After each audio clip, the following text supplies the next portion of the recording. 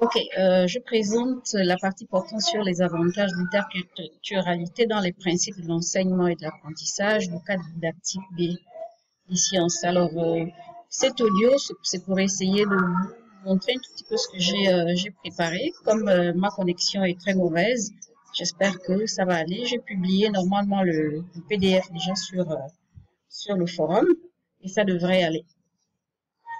Alors, autour de 6 points, l'interculturalité en sciences, interculturalité principe directeur, épistémologie des sciences, une didactique interculturelle des sciences, les enjeux de la didactique et enfin les avantages.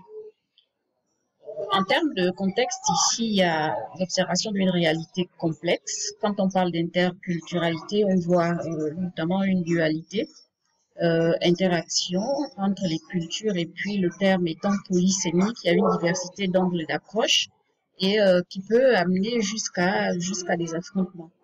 Il y a une intention louable observée qui est celle de la prise en compte de la différence culturelle. À ce moment-là, il faut impérativement tenir compte des temporalités, des lieux, des échelles, des interactions entre les différentes positions culturelles dans le cadre scolaire que dans le cadre extrascolaire.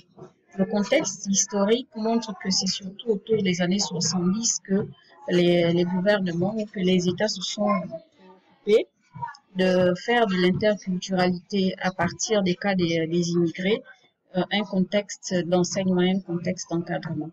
À partir de ce moment, il y a eu des implications pédagogiques importantes.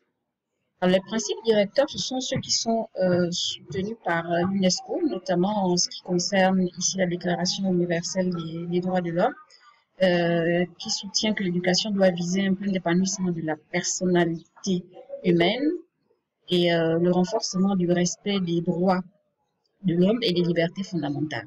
À ce moment-là, l'UNESCO a mis en place des programmes de l'interculturalité et généralement on les voit dans plusieurs pays quand on y va par exemple pour le cas des études. La didactique des sciences se positionne par rapport à cela, les objectifs de l'UNESCO étant ceux de lutter contre les exclusions, de favoriser l'intégration et la réussite scolaire, de promouvoir le respect de la diversité culturelle, d'améliorer la compréhension des cultures, la compréhension internationale, et cela est mis en œuvre dans les programmes d'études, dans les méthodes d'enseignement, les matériels utilisés, l'enseignement des langues, le rôle de la formation des maîtres également. En didactique des sciences, c'est assez particulier parce que les sciences ne sont pas des disciplines particulières au sens où on les comparerait par exemple à l'histoire, géographie ou au français. Les sciences ont eu une certaine notoriété dans la vie de tout le monde. Et par le passé, les chercheurs en sciences certains se sont inscrits dans une réalité scientifique que moi je qualifie de lacunaire. Dans cette dernière, la science était la maîtresse des disciplines, et puis tout ce qui n'était pas scientifique n'était pas, n'était pas important. Et malheureusement, nous avons grandi dans ce moule-là et nous avons perpétué en quelque sorte ces préjugés-là. Au jour d'aujourd'hui, avec l'apport de la sociologie des sciences, l'anthropologie des sciences, les travaux par exemple de Bruno Latour qui montrent que dans les laboratoires, ce sont des personnes humaines qui travaillent. Les anthropologues montrent également qu'on a beau faire de la science, mais on est toujours intentionné, on a toujours une culture. Et donc la psychologie sociale ici montre que ce sont les individus sociaux qui interviennent dans tous les cas. Et j'ai montré également dans mes travaux de thèse que appréhender la science comme étant quelque chose de situé socialement est prometteur. À ce moment-là, il y a des implications importantes dans le domaine de la recherche. Alors, une didactique interculturelle dit non aux stéréotypes, dit oui à l'encouragement des réalités fragmentées, des réalités multiples et plurielles.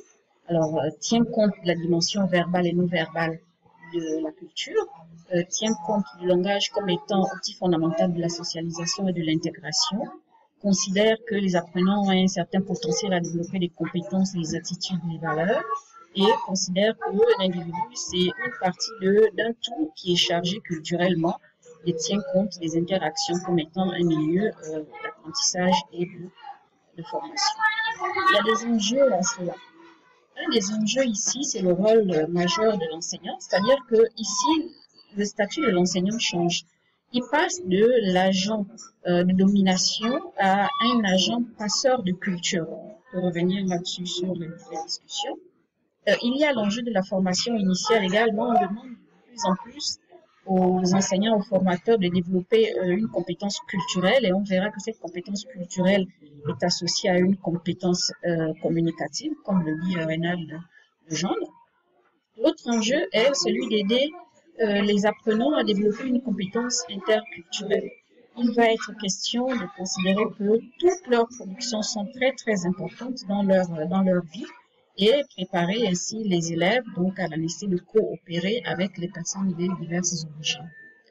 En didactique des sciences, on a quelques stratégies qui se basent sur les méthodes actives. Donc, je passe un peu rapidement là-dessus. Il y a apprendre à savoir, notamment les techniques de mémorisation, la réflexion critique. Apprendre à faire par le biais des activités avec séquençage des étapes en sciences qui permettent de développer des compétences professionnelles, notamment ce qui concerne les évaluations formatives et la mise en place des projets. Apprendre à être, ici, il y a l'autonomie, développe l'autonomie, le jugement, la responsabilité, les valeurs. Cela se voit très bien dans les expérimentations, dans le respect, par exemple, du matériel du laboratoire. Apprendre à vivre ensemble, ici, permet de développer des intérêts communs, de mettre en place un système de gestion des conflits, par exemple, dans la paix et le respect d'équité, du respect de l'autre. Alors, finalement, quels sont les avantages? En didactique des sciences, il y a le fait qu'on va être capable d'intéresser les individus à la culture des sciences. On va être capable de tenir compte des nouvelles approches pédagogiques qui intègrent les dimensions linguistiques, communicatives, culturelles et interculturelles. On va être capable de développer ici des compétences culturelles qui sont en lien avec les compétences communicatives.